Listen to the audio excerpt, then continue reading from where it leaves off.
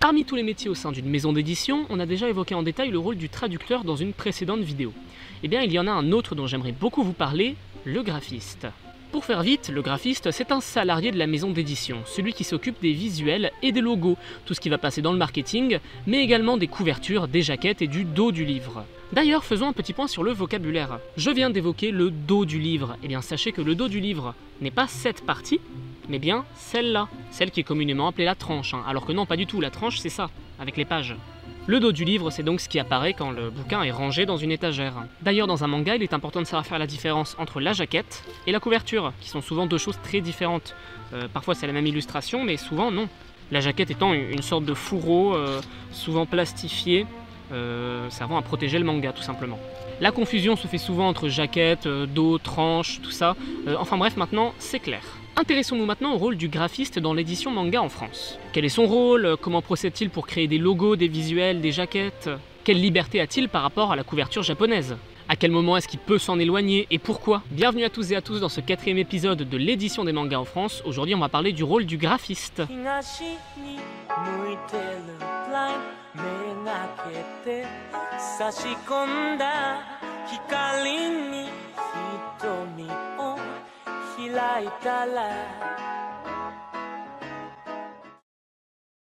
Déjà évoquons le plus évident, oui, les couvertures françaises reprennent bien souvent la japonaise.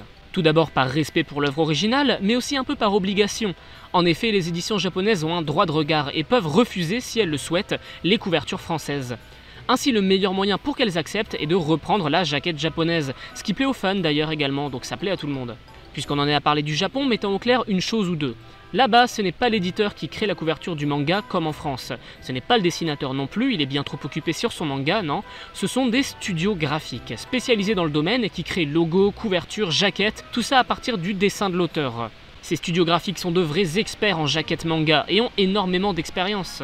D'ailleurs, les principales maisons d'édition au Japon, comme la Shueisha, Shogakukan ou Kodansha, ont leur propre studio graphique. Enfin bref, revenons en France. Les graphistes manga n'ont pas toujours eu la même façon de concevoir une couverture. Si on remonte dans les années 90, chez Glénat, donc chez l'un des principaux et surtout l'un des premiers éditeurs de manga en France, on retrouvait beaucoup ce genre de visuels pour faire des couvertures. Vous serez d'accord avec moi pour dire que c'est des visuels plutôt éloignés de la jaquette japonaise. Ça commence notamment avec Dragon Ball, puis ça continue avec pas mal d'autres mangas comme par exemple Ranma 1/2. Ici, la volonté était sûrement de créer une unité graphique entre les séries, que le lecteur voyant un tome de loin puisse aussitôt l'assimiler à un manga Glénat. C'est l'efficacité qui prime.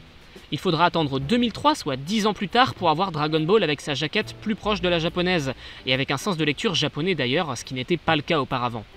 Pour un graphiste manga, ce genre de couverture, fidèle à la version japonaise, porte un nom, le facsimilé.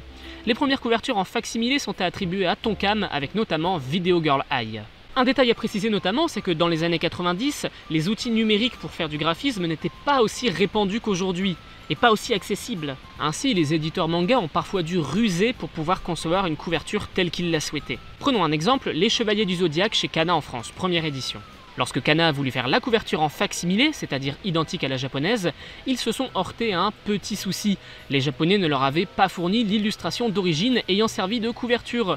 Ils ont donc dû scanner le tome japonais, récupérer l'illustration puis zoomer sur le dessin pour faire disparaître le titre et autres indications en japonais. Du coup oui, la couverture française est une version rognée de la couverture japonaise. Tout ça bien sûr est très différent de nos jours, parce que les outils numériques entre-temps se sont vachement démocratisés. Alors jetons un œil au travail du graphiste aujourd'hui. Son rôle ne se limite pas bien évidemment à la conception des jaquettes et des logos, bien sûr il y a tout un travail d'adaptation au public français, qui n'est pas du tout le même qu'au Japon. La couverture n'est ainsi pas toujours en facsimilé, et ce pour plein de raisons différentes. Par exemple, un manga qui est désigné comme shonen au Japon, c'est-à-dire à destination des jeunes adolescents, majoritairement masculins, peut passer shoujo en arrivant en France. C'est par exemple le cas de Sailor Moon. Dans ce cas-là, il est toléré que le graphiste s'éloigne de la couverture originale pour adapter le manga au nouveau public et surtout à la nouvelle cible qui est visée. Il y a également le cas de Beastars qui est passé de shonen à seinen en France. Enfin bref, dans ces cas-là, quand c'est un changement de cible, le changement de couverture est toléré. Autre exemple, connaissez-vous Nozokiana? C'est un shonen qui contient pas mal de scènes de nudité, pour faire bref, c'est un ecchi. Ce que la couverture japonaise ne laisse pas particulièrement ressentir. Le tir a donc été rectifié avec la jaquette française, que voici. Vous serez d'accord avec moi pour dire que la couverture française laisse vachement plus ressortir le côté érotique du titre, avec la colorimétrie dans des tons très roses, très rouges, et évidemment le symbole de serrure. Enfin bref, le thème du manga a été clarifié. Le graphisme peut ainsi modifier la couverture quand c'est nécessaire, mais il a également un autre rôle très important qu'il est l'heure d'évoquer à présent, la création du logo. Ce n'est clairement pas quelque chose à prendre à la légère, hein. Un logo, c'est l'identité visuelle du manga, qui va le suivre sur tous les tomes et tous les produits dérivés également bien souvent. Alors demandons-nous, comment le graphiste confectionne-t-il le logo d'un manga? Pour la majorité, ça commence sur papier avec des petits crayonnés par-ci par-là pour faire des tests. Puis le logo est transposé en numérique avec des logiciels. Bon là ça va devenir un peu technique, j'y connais pas grand-chose moi-même, mais le logo est généré par vectorisation. Pour expliquer simplement, parce que je suis pas trop sûr d'avoir compris, le logo est généré non pas avec des pixels comme une image, mais par des données mathématiques, avec des points reliés entre eux dans un espace.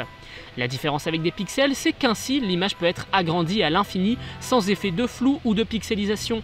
Le logo est d'ailleurs plus facilement modifiable ainsi, changeant juste une donnée dans le logiciel.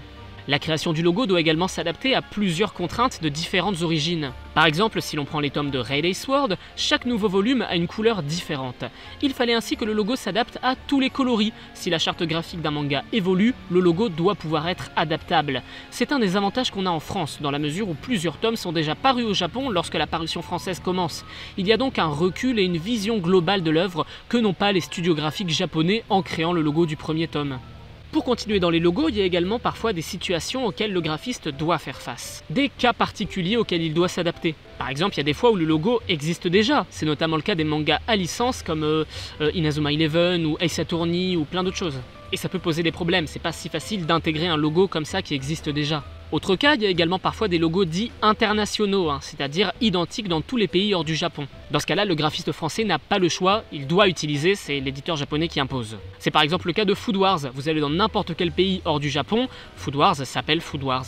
D'ailleurs, si ça n'avait pas été le cas, Food Wars aurait été nommé en France Chef Academy. Je vous laisse juger si le choix de Food Wars du coup est pertinent ou non. Il y a d'autres problèmes face auxquels le graphiste se retrouve parfois. Par exemple les mangas où le titre est écrit en vertical, ce qui est très commun au Japon alors que pas du tout en France. Dans ce cas, le logo français doit pouvoir utiliser l'espace laissé par le titre en vertical, sans pour autant couvrir l'illustration japonaise, un vrai casse-tête. Les couvertures japonaises donnent ainsi pas mal de fil à retordre aux graphistes français, malgré le fait qu'elles soient à présent systématiquement transmises au format numérique et donc beaucoup plus facilement modifiables. Dans l'univers du manga en France, le graphiste est responsable de la première impression qu'on aura face au manga. Couverture, logo, visuel du marketing, c'est super important. J'espère que cette vidéo vous aura permis d'en apprendre un peu plus sur ce domaine qui est quand même assez obscur mine de rien. N'hésitez pas à me dire ce que vous avez pensé de la vidéo comme d'habitude dans les commentaires. Je vous remercie de l'avoir regardé jusqu'au bout et je vous dis à bientôt. Bye!